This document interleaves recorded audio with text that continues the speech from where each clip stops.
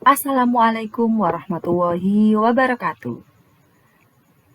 Hai anak-anak, bagaimana kabar kalian? Kalian telah memasuki awal pembelajaran tahun 2021-2022 kelas 6B. Bu Lulu ucapkan selamat, kalian sudah naik ke jenjang yang lebih tinggi lagi. Di awal pembelajaran, kita akan belajar tema 1, Selamatkan Makhluk Hidup, subtema 1, Tumbuhan Sahabatku, pembelajaran 1.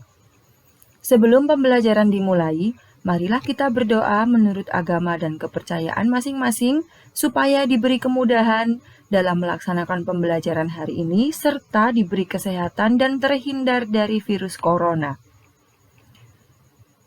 Jangan lupa disiapkan buku dan alat tulisnya. Muatan pelajaran pada pembelajaran 1 adalah IPA, IPS, dan Bahasa Indonesia. Berikut ini tujuan pembelajarannya. Perhatikan berbagai tumbuhan di sekitarmu. Apa manfaat tumbuhan bagi kehidupan? Yuk kita cari tahu. Perhatikan gambar berikut. Ada manusia, ada hewan, dan ada tumbuhan. Nah, manusia dan hewan sama-sama memerlukan tumbuhan untuk makan, untuk mendapatkan asupan oksigen karena tumbuhan mengeluarkan atau menghasilkan oksigen. Manusia dan hewan tidak bisa terlepas dari tumbuhan untuk mempertahankan kelangsungan hidupnya. Kesimpulannya adalah tumbuhan merupakan sumber kehidupan bagi semua makhluk hidup. Sekarang mari kita baca bacaan berikut ini. Bagaimana jagung berkembang biak. Jagung merupakan salah satu tanaman yang dijadikan bahan makanan pokok di berbagai negara. Salah satunya di Indonesia. Di Indonesia, penduduk Pulau Madura menjadikan jagung sebagai makanan pokoknya. Jagung merupakan salah satu tanaman penghasil karbohidrat yang sangat diperlukan oleh tubuh. Seorang petani jagung memulai pembiakan tanamannya dengan menanam biji jagung. Setelah 3-4 hari, bakal tanaman akan muncul di permukaan tanah. Tanaman jagung akan terus tumbuh menjadi besar. 3 hingga 3,5 bulan, buah jagung dapat dipanen oleh petani. Buah jagung yang berbentuk seperti tongkol pada mulanya berupa sekuntum bunga. Bunga jagung memiliki helai-helai rambut halus pada bagian ujungnya. Pada helai rambut tersebut terdapat tepung sari. Tepung sari akan terbang terbawa angin ketika angin bertiup. Tepung sari yang terbawa angin sebagian akan jatuh di kepala putik yang terletak di bagian bawah bunga pada pohon jagung yang lain. Ketika itulah terjadi pembuahan. Nah, sambil diperhatikan gambar pohon jagung berikut ini. Tepung sari yang ada di atas jika terkena angin akan terbawa kemudian jatuh di bawahnya atau di kepala putik. Disitulah terjadi pembuahan. Setelah terjadi pembuahan, bunga jagung tersebut terus berkembang hingga menjadi buah jagung. Perkembangan itulah yang dapat diamati dari waktu ke waktu. Buah jagung akan siap dipanen ketika rambut jagung sudah berwarna kecoklatan dan bagian tongkolnya sudah mengering. Apabila buah jagung tersebut dikupas, akan memperlihatkan biji jagung yang kekuningan. Bagian yang dimakan oleh manusia adalah biji jagung. Supaya jagung selalu tersedia sebagai bahan makanan manusia, maka petani jagung harus menanam kembali sebagian biji jagung dari hasil panen. Biji jagung yang tua dapat ditanam kembali. Dari sinilah akan dimulai lagi perkembangbiakan jagung. Nah, anak-anak, kalian masih ingat tentang ide pokok atau gagasan pokok?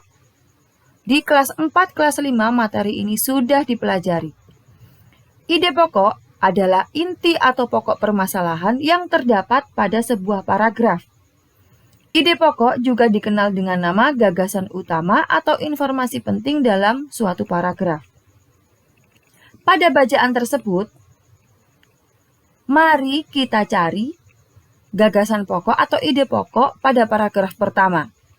Nah, seperti ini. Pada paragraf pertama, ide pokoknya adalah jagung merupakan salah satu tanaman yang dijadikan makanan pokok di berbagai negara, salah satunya Indonesia. Pada paragraf kedua, dapat kita peroleh ide pokoknya adalah pembiakan tanaman jagung dimulai dengan menanam biji jagung. Paragraf ketiga apa ya? 4 apa ya? 5 apa ya? Nah, itu tugas kalian. Silakan carilah ide pokok pada paragraf 3, 4, dan 5. Kalian baca sekali lagi dengan seksama, kemudian tulis ide pokoknya di buku tugas kalian masing-masing. Kerjakan dengan benar. Mari kita lanjut ke pembahasan selanjutnya. Perkembangbiakan tumbuhan. Perkembangbiakan tumbuhan dibagi menjadi dua, yaitu perkembangbiakan generatif atau secara kawin dan perkembangbiakan vegetatif atau secara tidak kawin. Salah satu contoh tumbuhan yang berkembang biak dengan bunga adalah tumbuhan jagung. Tepung sari pada bunga jagung akan terbang terbawa angin ketika angin bertiup. Tepung sari yang terbawa angin sebagian akan jatuh di kepala putik yang terletak di bagian bawah bunga pada pohon jagung yang lain. Ketika itulah terjadi pembuahan. Nah, perkembangbiakan ini dinamakan perkembangbiakan generatif. Tahukah kalian bagaimana proses perkembangbiakan generatif? Sebelumnya, marilah kita amati bagian-bagian bunga berikut ini. Berikut ini adalah bagian-bagian dari bunga sepatu. Nah, dari bawah sendiri kita bisa lihat bahwa ini merupakan tangkai bunga. Kemudian ada dasar bunga. Nah, setelah itu di atasnya ada kelopak bunga. Sebelum mekar itu ada kelopaknya. Nah, yang di tengah-tengah ini namanya bakal biji. Di bakal biji di atasnya ada tangkai putik. Nah, kemudian paling atas tangkai putik adalah kepala putik. Setelah itu ada yang namanya benang sari. Dan di atasnya benang sari ada kepala sari. Yang indah dan berwarna-warni ini disebut mahkota.